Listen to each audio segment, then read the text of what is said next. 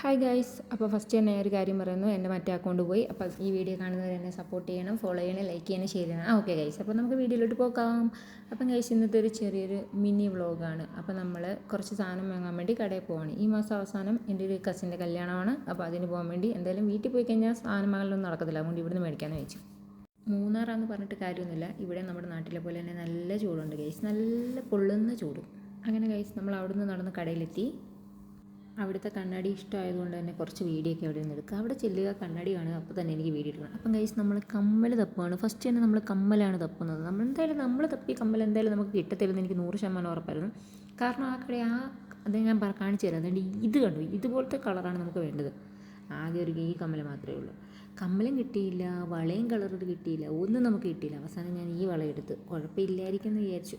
പിന്നെ എനിക്കൊരു ഐലൈനർ വേണമായിരുന്നു. അപ്പം ഞാനൊരു വളയും ഒരു ഐലൈനറും മേടിച്ചു. അത് കഴിഞ്ഞ് പിന്നെ ഒരു ക്ലിപ്പ് വേണമായിരുന്നു. അപ്പോൾ ക്ലിപ്പ് കറക്റ്റ് കളർ, ഈ കളർ ക്ലിപ്പ് തന്നെ കറക്റ്റ് കിട്ടി.